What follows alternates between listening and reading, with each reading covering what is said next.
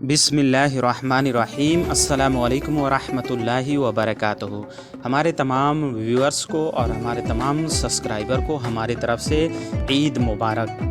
ईद की अहमियत आप हज़रात जानेंगे इस वीडियो में, और ईद के नमाज़ पढ़ने का तरीका, ईद के नमाज की नीयत, और ईद के नमाज़ पढ़ने के बाद एक रास्ते से जाना और दूसरे रास्ते से आना, और उसके दरमियान उसके दौरान जो तकबीर तहरीमा पढ़ी जाती है वो सब कुछ जानेंगे आज के इस वीडियो में। तो जो हज़रात हमारे चैनल पे नए हैं तो चैनल को सब्सक्राइब कर लें, ताकि इसी तरह के और भी मज़ीद अच्छी वीडियो आप हज़रात की खिदमत में मैं पेश करूं, तो सबसे पहले उसका नोटिफिकेशन आप हज़रात तक पहुंच जाए।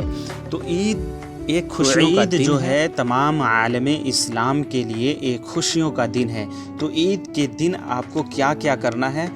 ईद के अहकामात में से ये है कि गुस्ल करना, मिसवाक करना, अपने पास जो कपड़े मौजूद हैं उनमें सबसे अच्छे कपड़े पहनना, मगर मर्द और लड़के रेशमी कपड़े न पहने, खुशबू लगाना, ईदगाह में जो आबादी से दूर हो ईद की नमाज़ पढ़ना, यानी ईदगाह में ही नमाज़ पढ़ना, और ईदगाह पैदल जाना, एक रास्ते से जाना और दूसरे रास्ते से वापस आना। ईद की नमाज से पहले घर में या ईदगाह में नफल नमाज न पढ़ना, और ईद की नमाज के बाद ईदगाह में नफल नमाज न पढ़ना। घर आकर के पढ़े तो कोई हर्ज नहीं।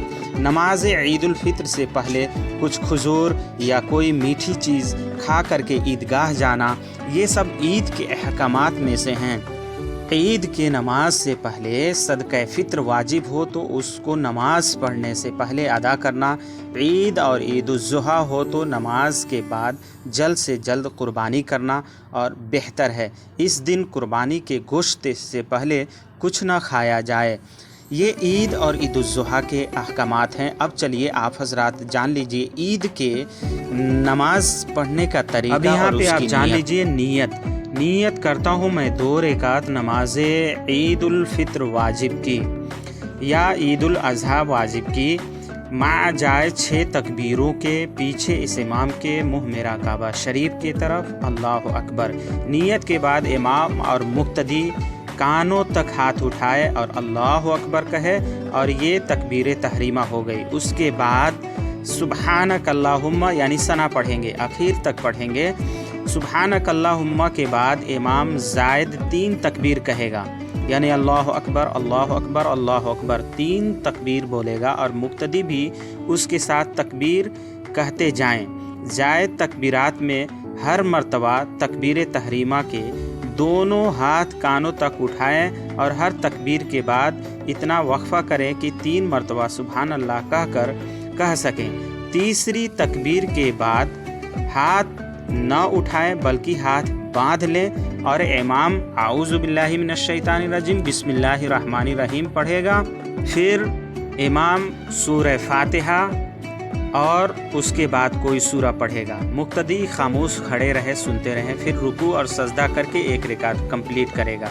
दूसरी रकात में इमाम पहले सूरह फातिहा और कोई सूरत पढ़ेगा। उसके बाद 3 तकबीर इमाम और मुक्तदी सब कहेंगे, और हर बार हाथ कानों तक उठा करके छोड़ देंगे। फिर जब चौथी तकबीर में हाथ उठाए बगैर अल्लाह अकबर कहते हुए रुकू में चले जाए, और बाकी नमाज़ों की तरह इस नमाज को भी कंप्लीट करें। ये रहा आप हज़रात के लिए ईद के नमाज की नीयत और ईद के नमाज का तरीका। अब इसके बाद आप हज़रात जानेंगे ईद की नमाज के बाद खुतबा होगी। खुतबा होने के बाद लोग दुआ मांगेंगे। ईदगाह से बाहर निकलेंगे तो जिस रास्ते से आए हैं वो रास्ता छोड़ करके दूसरी रास्ते से जाएंगे तो ये तकबीर को तकबीर तशरीक बोलते हैं। और ये तकबीर जब आप घर से ईदगाह के तरफ निकलेंगे तो जिस रास्ते से चलेंगे उस रास्ते में पढ़ते रहना है, और फिर ईदगाह से जब वापस होंगे नमाज़ पढ़ने के बाद तो ये तकबीर पढ़ेंगे।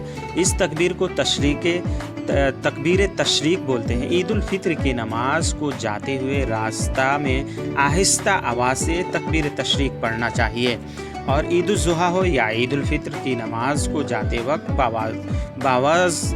आवाज़ बुलंद तकबीर तशरीक कहे जाएंगे। تکبیر تشریق یہ ہے، آپ اسے یاد فرما لیں، اپنے ذہن نشی کر لیں تاکہ آپ کو عید کے دن یہ چیز پڑھنا ضروری ہے۔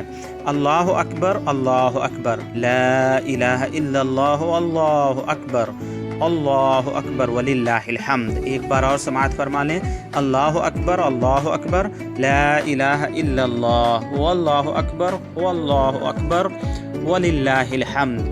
اللہ اکبر لا الہ الا اللہ، واللہ اکبر وللہ الحمد۔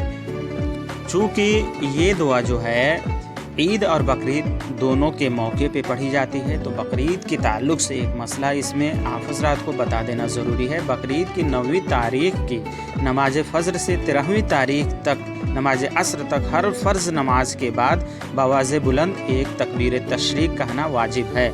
امام بھول جائے تو مقتدی خود شروع کر دیں، اس کا انتظار نہ کریں۔ مسئلہ عورت اس تکبیر کو آہستہ آواز میں پڑھے، اپنے گھروں میں پڑھے۔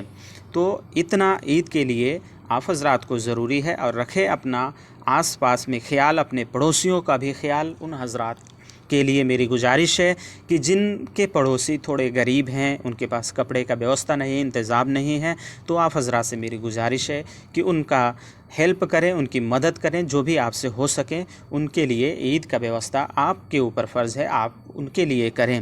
اگر جو سب الحمدللہ آپ کے قریے میں، آپ کے بستی اور آپ کے قبیلے میں سب اچھے ہیں تو اپنا خود ویوستھا کر لیں، لیکن اس میں بھی خیال رکھیں جو ہم سے ادنا درجے کا ہے، ہم سے جو غریب ہے، اس کی ہم مدد کریں عید کے دن۔ عید ایک بہت بڑی خوشیوں کا تہوار ہے، اور رمضان المبارک جو ہے پورے 30 دن تک اللہ رب العزت کی عبادت کرنا اور روزے رکھنا جو ہم کرتے ہیں، اس میں یہ ہمیں اللہ تبارک و تعالیٰ ایک دن خوشیوں کا عنایت فرماتا ہے۔ وما علینا الا البلاغ۔ السلام علیکم ورحمۃ اللہ وبرکاتہ۔